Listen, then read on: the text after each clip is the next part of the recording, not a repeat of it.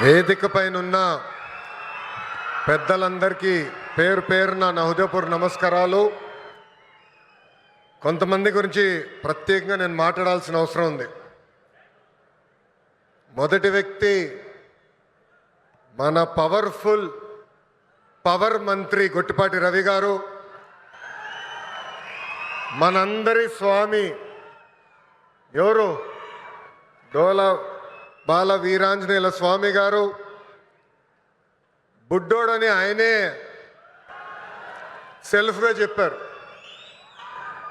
బుడ్డోడైనా ఉగ్ర నరసింహ రూపం ఉంది.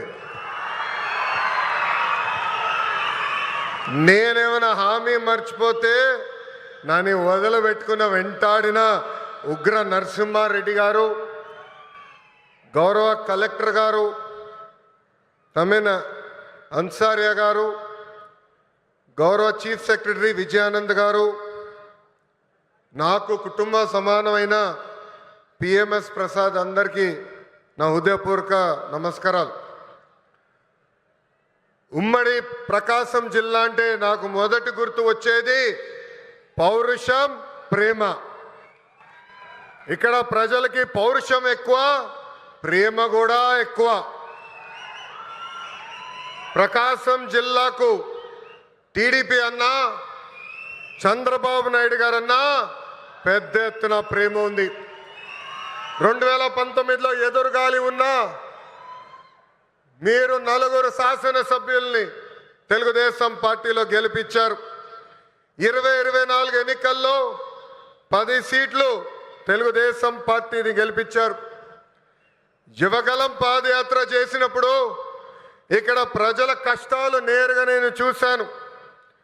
ప్రకాశం జిల్లాలో యువగలం ఒక ప్రభంజనంగా నడిచింది. వాస్తవంగా ఆంధ్ర రాష్ట్ర చరిత్రలో మార్పు మొదలైందంటే అది 2022లో ప్రకాశం జిల్లాలో జరిగిన తెలుగుదేశం పార్టీ మహానాడని సభాముగా తెలుపుతున్నా. నేను ఆ రోజే చెప్పా, మీరు నా పైన చూపించిన ప్రేమకు రెండింతలు తిరిగి నేను మీకోసం పని చేస్తానని. నేను ఆ రోజే చెప్పా, ప్రకాశం జిల్లా నా గుండెల్లో పెట్టుకుని అభివృద్ధి చేస్తానని. 2014లో రాష్ట్ర విభజన జరిగింది. కట్టుబట్టలతో మెడబట్టి మన అందరినీ బయటికి గెంటేశారు. ఆ కట్టుబట్టలతో మన ప్రయాణం ప్రారంభించాం. ఆనాడు అందరి ఆమోద్యంతో అమరావతియే మన రాజధానిగా ప్రకటించుకున్నాం. ఒకే రాజధాని, అభివృద్ధి వికేంద్రీకరణ నినాదంతో మన ప్రభుత్వం పనిచేసింది. అనంతపురానికి ఆటోమోటివ్ కంపెనీలు తీసుకొచ్చాం. చిత్తూరు, కడప జిల్లాకి ఎలక్ట్రానిక్స్ కంపెనీలు తీసుకొచ్చాం. కర్నూలు జిల్లాకి విద్యుత్, సోలార్ కంపెనీలని తీసుకొచ్చాం. ఇంకో పక్కన ప్రకాశం జిల్లాకి అతి పెద్ద పేపర్ మిల్ తీసుకొస్తే గత ప్రభుత్వం ఆ కంపెనీని తరిమేసింది. అంతేకాదు ఉభయ గోదావరి జిల్లాలకి పెద్ద ఎత్తున ఆక్వా రంగాలను ప్రోత్సహించాం. ఇంకా ఉత్తరాంధ్రని, విశాఖపట్నాన్ని ఏకంగా ఐటీ ఫార్మా హబ్గా కూడా మనం తయారు చేసుకున్నాం. ఇంకా 2019 నుంచి 24 వరకు ఏం జరిగిందో నాకన్నా మీకే బాగా తెలుసు. ఆంధ్ర రాష్ట్రంలో ఒక విధ్వంస పాలన నడిచింది. కొత్త కంపెనీలు తీసుకురాకపోగా ఉన్న కంపెనీల్ని పక్క రాష్ట్రానికి తరిమేసే పరిస్థితి. ఒక లూలు, అమర్ రాజా, హెచ్ఎస్బిసి లాంటి సంస్థల దగ్గర నుంచి చివరి జాకీ కంపెనీ దగ్గర నుంచి కూడా వాటాలు ఇవ్వలేదని వాళ్ళని తరిమేసే పరిస్థితి మనందరం చూసాం. నేను ఆ రోజు ముఖ్యమంత్రిగా ఉన్న పులివెందల ఎమ్మెల్యేకి ఛాలెంజ్ చేశా, మీరు తీసుకొచ్చిన ఒక్క కంపెనీ పేరు చెప్పమని. ఇప్పటికి కూడా అక్కడి నుంచి సౌండ్ రాలా.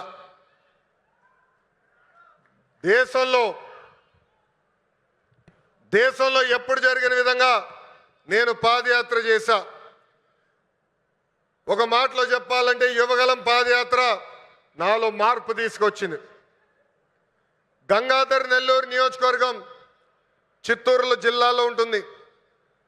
ఆ నియోజకవర్గంలో పాదయాత్ర చేస్తున్నప్పుడు ఒకరోజు రాత్రి చివరి గ్రామం అక్కడ నేను నడుస్తున్నప్పుడు ఒక తల్లిని చూసా. రోడ్డు మీద కూర్చుని బోండాలు వేస్తుంది. ఆమెను అడిగా, అమ్మా ఆకలేస్తుంది, నీ పక్కన కూర్చోవచ్చా, నాకు బోండాలు వేస్తాను అడిగా. స్టూల్ లాగేసి కూర్చో బాబాని చెప్పింది.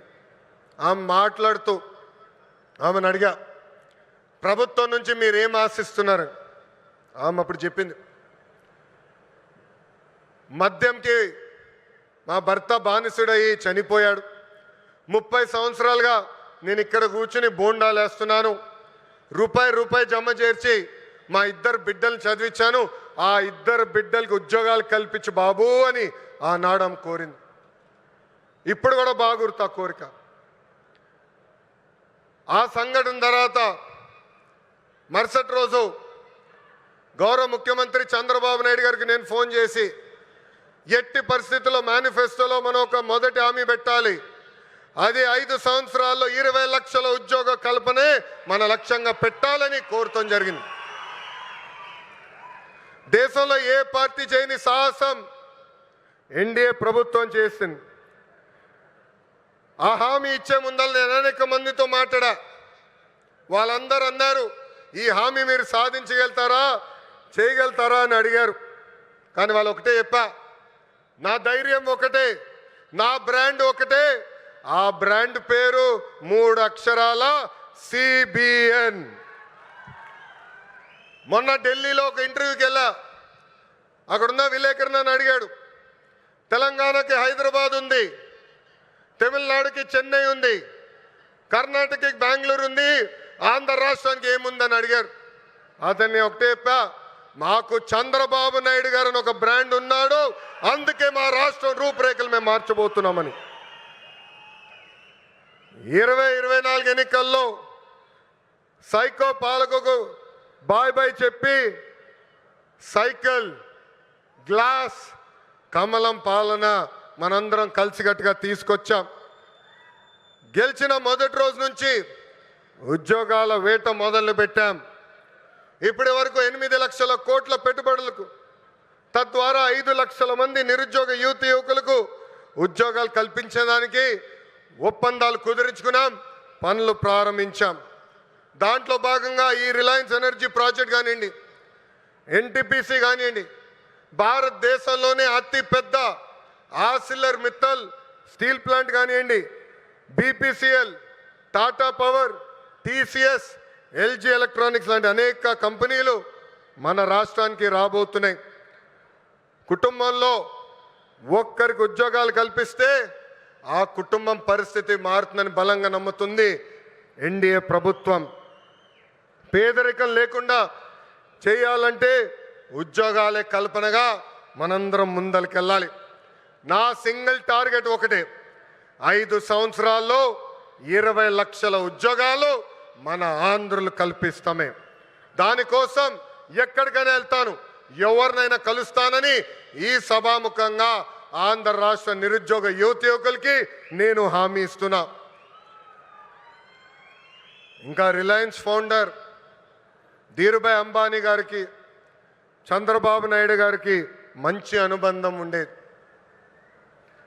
ఆనాడు చంద్రబాబు నాయుడు గారు దావోస్కి వెళ్ళే ముందల ముంబైకి వెళ్తే అది తెలుసుకున్న ధీరుభాయ్ అంబానీ గారు చంద్రబాబు నాయుడు గారిని స్వయంగా ఆయన ఇంటికి రమ్మని కోరారు. ఆనాడు మీటింగ్లో టెలికాం రంగంలో మార్పులు వస్తున్నాయి, సంస్కరణలు వస్తున్నాయి, టెలికాం రంగంలో మీరు పెట్టుబడులు పెట్టండి అని కోరటం జరిగింది. గౌరవ ముఖ్యమంత్రి గారు చంద్రబాబు నాయుడు గారు డావోస్కి వెళ్ళి 5 రోజులు తిరిగి వచ్చిన తర్వాత ధీరుభాయ్ అంబానీ గారు ఆనాడే ప్రకటించారు, రిలయన్స్ కంపెనీ టెలికాంలో పెద్ద ఎత్తున పెట్టుబడులు పెడుతుందని. అంతేకాదు చంద్రబాబు నాయుడు గారికి నమ్మకంతో ఆనాడు ధీరుభాయ్ అంబానీ గారు టెలికాం రంగంలోకి అడుగుపెట్టారు. ఆ తర్వాత అనుబంధం రిలయన్స్ చైర్మన్ ముఖేష్ అంబానీ గారితో కూడా కొనసాగింది. ప్రజాప్రభుత్వం ఏర్పడిన తర్వాత నేను ముఖేష్ అంబానీ గారితో అనంత్తో అదేవిధంగా వేదిక పైన ఉన్న Reliance industries executive director PMS Prasad గారిని కలిసి ఆంధ్ర రాష్ట్రంలో పెద్ద ఎత్తున పెట్టుబడులు పెట్టాలని కోరటం జరిగింది. వాళ్ళకి ఒకటే చెప్పా, Andhra Pradesh is of doing business కాదు, స్పీడ్ ఆఫ్ డూయింగ్ బిజినెస్ ఏంటో చేసి చూపిస్తానని హామీ ఇస్తాం జరిగింది. వాళ్ళు నన్ను ఒకటే కోరారు, ఒక పాలసీ తీసుకురండి అని వాళ్ళు కోరితే నేను అనంతకు ఒక ప్రామిస్ చేశా, 21 రోజుల్లో ఇంటిగ్రేటెడ్ క్లీన్ ఎనర్జీ పాలసీ తీసుకొస్తానని చెప్తాం జరిగింది. వేదిక మీద ఉన్న గొట్టపాటి రవి గారి నాయకత్వంలో విజయానంద్ గారు నేను అందరం కలిసి 30 రోజుల్లో ఈ పాలసీ తీసుకొస్తాం జరిగింది. పాలసీ తీసుకొచ్చిన తర్వాత నేను రవి అన్న కూర్చుని మొదటి 100 ప్లాంట్లు మన ప్రకాశం జిల్లాకి తీసుకురావాలని నిర్ణయిస్తాం జరిగింది. నేను చెప్పానే పాదయాత్ర నాలో చాలా మార్పు తీసుకొచ్చిందని. నా ఇప్పుడు కూడా బాగా గుర్తు, ప్రతిరోజు 15 నుంచి 20 కిలోమీటర్లు నడిచి కరెక్ట్గా 7:30-8ంటికి నైట్ హాల్ట్కి వెళ్ళిన తర్వాత బూట్లు తీసేసి ఐస్ నీళ్ళలో కాలు పెట్టేవాడు. సరదాగా నాయకులందరం కూర్చొని మాట్లాడుకునేవాళ్ళం. దాంట్లో ఉగ్ర నరసింహారెడ్డి గారు కూడా ఉండేవారు. గంటల తరబడి మాట్లాడుకునేవాళ్ళం. మన ప్రాంతానికి ఏం మార్పు తీసుకురావాలని దానిపైన మేము చర్చించేవాళ్ళం. అప్పుడు ఆనాడే ఉగ్ర నరసింహారెడ్డి గారు నాకు చెప్పారు, మా ప్రాంతంలో వలసలుగా నిరుద్యోగ యువకులు రైతులు ఇతర ప్రాంతానికి వెళ్తున్నారు, దానికి చెక్కు పెట్టాల్సిన బాధ్యత మన పైన ఉంది బాబు అని చెప్పారు. అది గుర్తుపెట్టుకుని నేను గొట్టిపాటి రవి గారు కలిసి మొదటి ప్లాంట్ మన కనిగిరి నియోజకవర్గం తీసుకురావాలని నిర్ణయిస్తాం జరిగింది.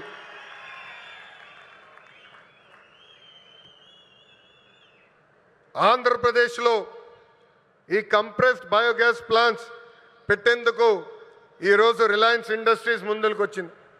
65,000 కోట్ల పెట్టుబడి, దాదాపు 500 ప్లాంట్లు ఏర్పాటు చేస్తామని హామీ ఇచ్చారు. నిజంగానే ఈ సభాముఖంగా ముఖేష్ అంబానీ గారికి, అనంత్కి, పిఎంఎస్ ప్రసాద్ గారికి, మాధవ్ గారికి, హరీంద్ర కే త్రిపాఠి గారికి నా హృదయపూర్వక ధన్యవాదాలు నేను తెలుపుకుంటున్నాను.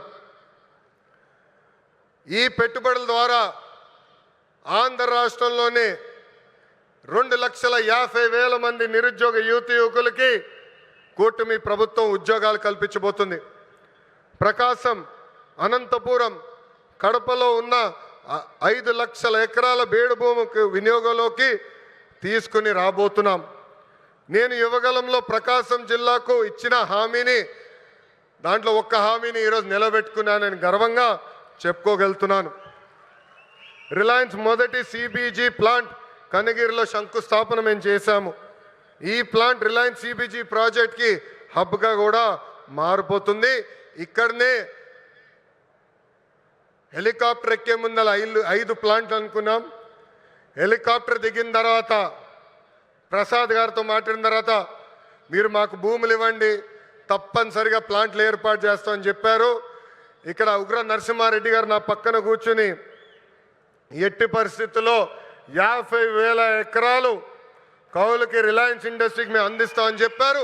50 ప్లాంట్లు ఒక నియోజకవర్గంలో చేస్తామని ఈ సభాముఖంగా కనిగిరి ప్రజలకి నేను తెలుపుతున్నాను. వాస్తవంగా ఈరోజు నేను మీ ముందల నుంచుని ఇట్లా మాట్లాడగలుగుతున్నానంటే దానికి కారణం ఉగ్ర నరసింహారెడ్డి గారు. ఒక ఉగ్ర నరసింహుడుగా గత 10 రోజులుగా ఇక్కడ పనిచేశారు. నన్ను కోరారు కొంచెం ఒక 10 రోజుల తర్వాత ప్లాంట్ శంకుస్థాపన పెట్టుకుందామని. నేను ఒప్పుకోలేదు. మీరు రెడీగా ఉన్నా లేకపోయినా ఏప్రిల్ 2వ తారీఖు నేను వస్తున్నా కనిగిరి నియోజకవర్గానికని ఉగ్ర నరసింహారెడ్డి గారికి నేను చెప్పా. 10 రోజుల్లోనే బాగా నల్లగా అయిపోయాడు ఆయన. రంగు 4 షేడ్లు తగ్గింది. ఎవరి కోసం ఆయన కష్టపడ్డారు? కనిగిరి ప్రజల కోసం. మన ఇంట్లో ఉన్న నిరుద్యోగ యువకులు పక్క రాష్ట్రాలకు వెళ్లకుండా మన ప్రాంతంలోనే మన నియోజకవర్గంలోనే ఉద్యోగాలు కల్పించే లక్ష్యంతో అహర్నిశలు పనిచేస్తున్న ఉగ్ర నరసింహారెడ్డి గారిని మనస్ఫూర్తిగా ఈ సభాముఖంగా నేను అభినందిస్తున్నా. చంద్రబాబు గారు చెప్తున్న P4 విధానానికి రిలయన్స్ సిబిజీ ప్లాంట్ నాంది కాబోతుంది. పేదరికం లేకుండా చేయటంలో ఇది కూడా ఒక తొలి అడుగని సభాముఖం తెలుపుతున్నాం. రైతులకి ఈ ప్లాంట్ల ద్వారా పెద్ద ఎత్తున మేలు జరుగుతుంది. నేపియర్ గడ్డితో ఈ గ్యాస్ తయారు చేయబోతున్నారు. ప్రభుత్వ భూమికి 15,000 రూపాయలు, రైతుల భూమికి 30,000 రూపాయలు కౌలు కూడా రిలయన్స్ ఇండస్ట్రీ ఇవ్వబోతుంది. రైతులు గడ్డి పెంచి ఇస్తే టన్నుకి ఇంత అని కూడా వాళ్ళు డబ్బులు ఇవ్వబోతున్నారు. ఈ ప్లాంట్ ద్వారా 1,10,000 మెట్రిక్ టన్నులు ఆర్గానిక్ ఎరువు కూడా తయారవబోతుందని ఈ సభాముఖ ప్రజలు తెలుపుతున్నా. ఇంకా ఈ ప్లాంట్ ద్వారా గ్రామీణ యువతకి పెద్ద ఎత్తున ఉద్యోగాలు కూడా కల్పిస్తాం. ప్రకాశం జిల్లాలోకి ఎప్పుడు వచ్చినా నాకు నా పాదయాత్ర గుర్తొస్తుంది. ఈరోజు నేను నడుచుకుంటూ వస్తున్నప్పుడు అందరినీ కలిసా, గట్టిగా నా చేయి లాగారు. నాకు యువగలం పాదయాత్ర గుర్తొచ్చింది. మీరు చూపించిన ప్రేమ ఇంకా నా చేతి పైన ఉంది. అందరు నా చేతులు గీరారు, ఒకరు నా చేయి కూడా కొరికారు. మీరు మాకు నా పైన చూపించిన ప్రేమ, అభిమానం నా జీవితంలో ఎప్పుడు మర్చిపోనని ఈ సభాముఖ ప్రకాశం జిల్లా ప్రజలందరికీ నేను తెలుపుకుంటున్నా. ఉగ్ర నరసింహుడు నన్ను వదిలిపెట్టాడు కదబ్బా. కొన్ని కోరికలు కోరారు. మొదటిది రైల్వే ప్రాజెక్ట్. గౌరవ చీఫ్ సెక్రటరీ గారు నాకు ఇప్పుడే చెప్పారు, ఏప్రిల్లో అవసరమైన నిధులు మేము విడుదల చేస్తాం. ఆగస్టులో గౌరవ ముఖ్యమంత్రి గారిని తీసుకొచ్చి ఆ రైల్వే ప్రాజెక్ట్కి మనం ప్రారంభిద్దామని తెలుపుతున్నాం. వెలగొండ ప్రాజెక్టు కూటమి ప్రభుత్వానికి ఒక ప్రయారిటీ. ఆగిన పనులు తిరిగి ప్రారంభిస్తాం. చివరి ఎకరానికి సాగునీరు అందించే బాధ్యత మేము తీసుకుంటాం. ఇంకా తాగునీరు గురించి నేను చెప్పాల్సిన అవసరంలా. తాగునీరు శాఖ మంత్రి ఎవరు? నాకు అన్న సమానమైన పవన్ అన్న. పవన్ అన్న ఏమనుకున్నా సాధించే వ్యక్తి. ప్రతి కేబినెట్ మీటింగ్లో మేము చర్చిస్తాం. తాగునీరు ఒక ప్రయారిటీ అని ఆయన ప్రతి కేబినెట్ మీటింగ్లో చెప్పారు. గత ప్రభుత్వం నాశరికమైన పనులు చేసింది, ప్రాజెక్ట్ని పక్కన పెట్టేసింది. తిరిగి కేంద్ర ప్రభుత్వాన్ని ఒప్పించి నిధులు కేటాయించి ఈరోజు ఆ ప్రాజెక్ట్కి టెండర్ స్థాయికి తీసుకొచ్చారు. నా అన్న పవన్ అన్న త్వరలోనే ఆగిపోయిన పనులని ప్రారంభిస్తాం. ప్రతి గడపకి కుళాయి ద్వారా తాగునీరు కూడా అందించే బాధ్యత కూటమి ప్రభుత్వం తీసుకుంటుందని ఈ సభాముఖంగా తెలుపుకుంటూ ప్రకాశం జిల్లా ప్రజలందరూ ఒకటే కోరుతున్నా. వైకాపోల్ పరిస్థితి చూస్తుంటే జాలేస్తుంది. వాళ్ళు పని చేయరు, పని చేయాలనుకునే వాళ్ళ చేత పని చేయనీరు. ఈరోజు కొత్తగా చెప్తున్నారు ఈ ప్లాంట్ల ద్వారా ఏదో అయిపోతుందని. వాళ్ళని అడుగుతున్నా, మీరు ఇంట్లో గ్యాస్ సిలిండర్లు వాడరా? కట్టెపొయ్యిలు వాడుతున్నారా? ఆ గ్యాస్ తయారు చేసే ప్లాంట్ ఇది. ఎందుకు మీరు అపోహలు కల్పిస్తారు? రండి, ప్లాంట్ చూడండి, వెళ్ళి మీ నాయకుడు చెప్పండి. అంతేగాని ఈ ప్లాంట్కి అడ్డు పడితే ఎర్ర బుక్లో మీ పేరు ఉంటుందని ఈ సభాముఖంగా వైకాపా నాయకులు నేను హెచ్చరిస్తున్నా. మంచి పని చేసాక వచ్చా, దమ్ము ధైర్యంతో ఈరోజు నిలబడి చెప్పగలుగుతున్నా. 10 నెలల్లోనే ఎవ్వరు ఉంచిన విధంగా ప్రకాశం జిల్లాకి నేను ఈ ప్లాంట్ తీసుకొచ్చా. అంతేగాని తప్పుడు ప్రచారం చేస్తే నేను మిమ్మల్ని వదిలిపెట్టనని ఈ సభాముఖంగా వైకాపా నాయకులకు నేను హెచ్చరిక చేస్తూ, నిజంగానే ఈ సమావేశం చూసిన వేదికమైన ఉన్న పెద్దలు చూసిన ఈరోజు ఈ కార్యక్రమానికి యాంకర్గా నిలబడిన ఉదయభాను మేడం గారిని చూసినా నాకు యువగలం పాదయాత్ర గుర్తొస్తుంది. ఆనాడు బీసీ గర్జన పేరుతో నేను కార్యక్రమం పెడితే ఉదయభాను గారు స్వచ్ఛందంగా వచ్చి ఆ కార్యక్రమానికి యాంకర్గా నిలబడ్డారు. బీసీ సోదరులు జరుగుతున్న అన్యాయం పైన ఆనాడు మేము పెద్ద ఎత్తున ఆనాటి ప్రభుత్వాన్ని నిలదీశాం.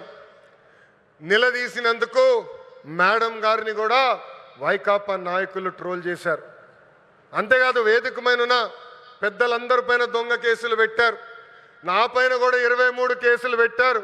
ఆనాడే చెప్పా, ఆ సైకో పాలనకి ఈ తెలుగుదేశం పార్టీ తగ్గేదే లేదని.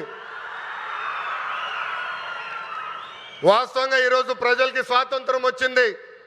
94% సీటుల్లో ఎన్డీఏ ప్రభుత్వాన్ని మీరు గెలిపించారు.